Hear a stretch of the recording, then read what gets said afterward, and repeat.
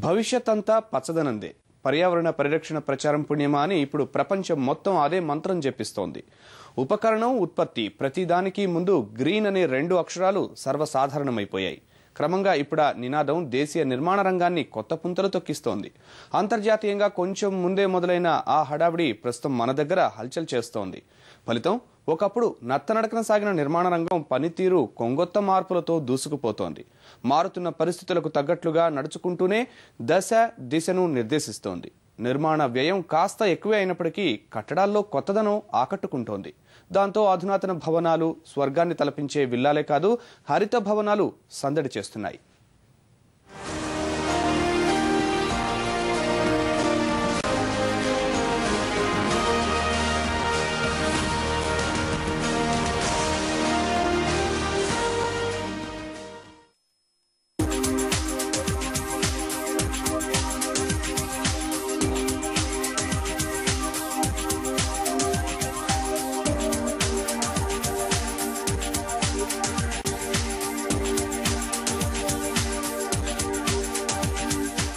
సాధారణంగా మనం ఇల్లు కట్టుకునే ముందు వాస్తు దోషం దగ్గర నుంచి రోడ్డు మార్గం వరకు అన్ని విధాలుగా ప్రణాళిక సిద్ధం చేసుకుంటాం.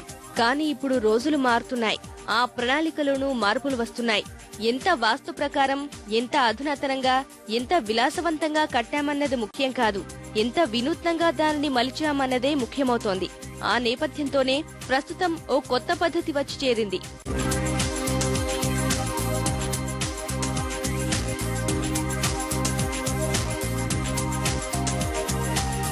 Green building concept. స్పష్టమైన తెలుగులో చెప్పాలంటే హరిత భవనాలు. పర్యావరణ హితంగా, వనరుల పొదుపరిగా రూపుదిద్దుకున్న ఈ కొత్త నిర్మాణ శైలిదే నేటితరమంతా. నగరీకరణ క్రమంగా విస్తరిస్తుండటంతో కొత్త పద్ధతికి ఆదరణ క్రమేణా పెరుగుతోంది. దశాబ్ద కాలం క్రితం హైదరాబాద్ పునాది వేసుకున్న హరిత భవన నిర్మాణం ఇప్పుడు దేశవ్యాప్తంగా విస్తరించింది. ప్రముఖ మహానగరాల్లో హరిత భవనాల నిర్మాణాలు పెరుగుతున్నాయి.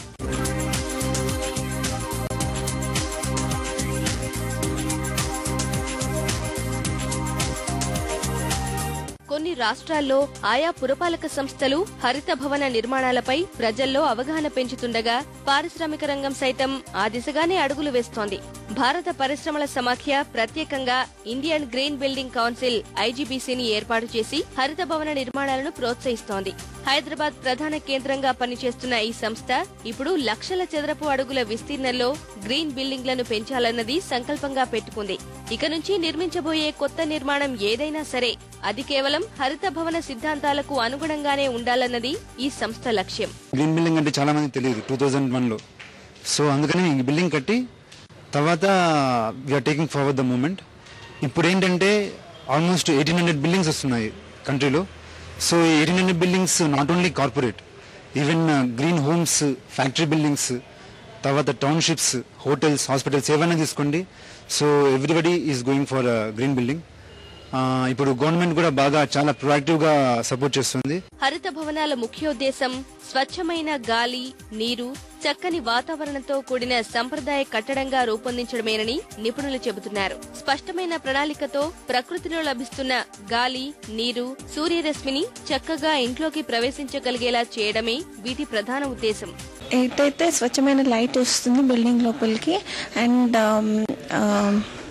మేము వేరే ప్లేసెస్ ఇక్కడ పనిచేసాక వేరే ఇప్పుడు ప్రాజెక్ట్ టీమ్స్ దగ్గరికి వెళ్తూ ఉంటాం అనమాట. ఇవి చేయడానికి, ఫీజిబిలిటీ స్టడీస్ చేయడానికి. అక్కడ అనిపిస్తుంది మాకు చాలా ఇబ్బంది అనిపిస్తుంది ఆ అట్మాస్ఫియర్లో పనిచేయడం. ఏసీ ఉండి ఎక్కువ విండోస్ అవి లేకపోతే చాలా కష్టం అనిపిస్తుంది. ఇక్కడ పనిచేసాక వేరే ఇప్పుడు ఇంటికి వెళ్ళా కూడా మాకు అలాగే అనిపిస్తుంది అనమాట. అయ్యో ఎందుకు ఇక్కడి నుంచి వెళ్ళిపోతున్నామని అన్నట్టు అనిపిస్తుంది.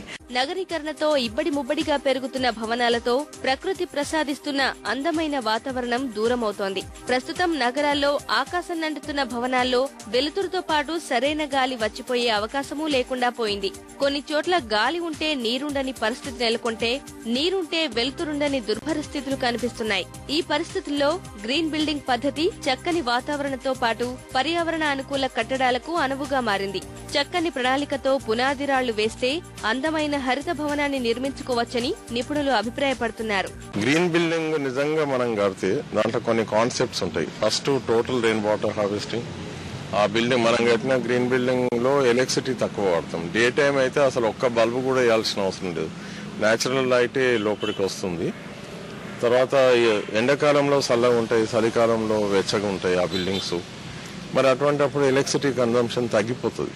ఈరోజు భారతదేశం మొత్తం మీద అంటే కంట్రీ వైడ్గా జనరేట్ అయ్యే ఎలక్ట్రిసిటీలో 50% బిల్డింగ్స్ వాడడానికి పోతుందంటే అంతకన్నా హారిబుల్ సిచ్యువేషన్ ఏముంటుంది? హరిత భవనాల ప్రాధాన్యతను గమనించిన కేంద్ర ప్రభుత్వం ఇప్పుడిప్పుడే ప్రజల్లో అవగాహనను పెంపొందించేందుకు సిద్ధమవుతోంది. 2015 నాటికి గ్రీన్ బిల్డింగ్స్ నిర్మాణాల్లో భారత్ ముందు వరుసలో ఉండాలన్నది కేంద్ర ప్రభుత్వం ఆలోచన.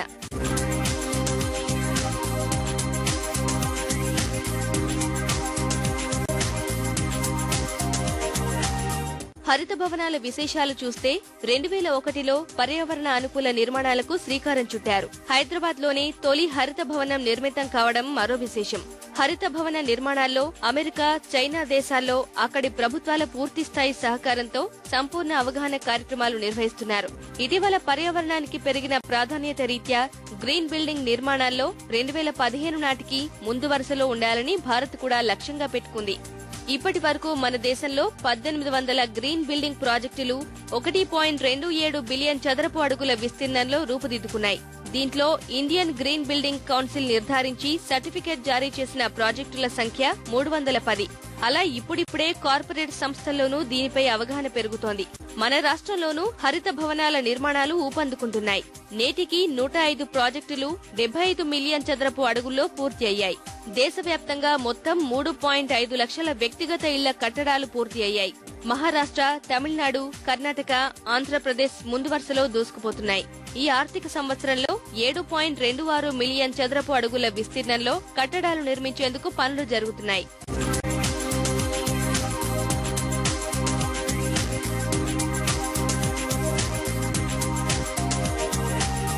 ఇంకా హరిత భవనాల వల్ల లాభాల విషయంలోకొస్తే గృహ విద్యుత్ వినియోగంలో 40% ఆదా అవుతుంది. 30% నీటి వృధాన్ని అరికట్టవచ్చు.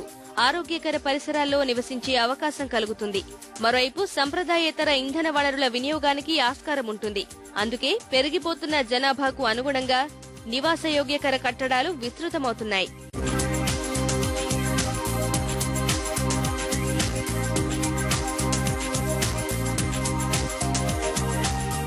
భారత్ లో నిర్మాణాలు అన్నీ కలుపుకుంటే 25 బిలియన్ చదరపు అడుగుల విస్తీర్ణానికి చేరుకుంది.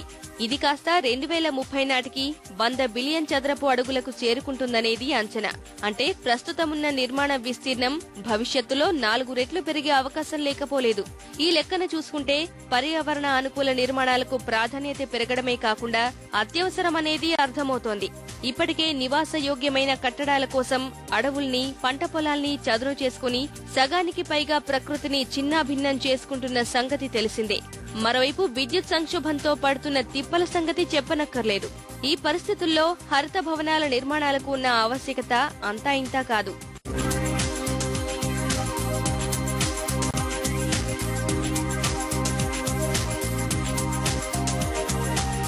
ప్రస్తుతం దేశంలోని భవనాల వల్ల వినియోగమవుతున్న విద్యుత్ సరాసరి మొత్తం విద్యుత్ ఉత్పత్తిలో 30 నుంచి 40% కాగా వీటి నుంచి విడుదలవుతున్న వ్యర్థాలు 30% వరకు ఉన్నాయని భారత పరిశ్రమల సమాఖ్య నిర్వహించిన అధ్యయనం వెల్లడిస్తోంది.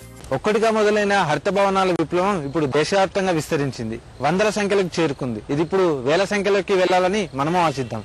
కెమెరామెన్ రమేష్ తో రమేష్, ఈటీవీ న్యూస్, హైదరాబాద్.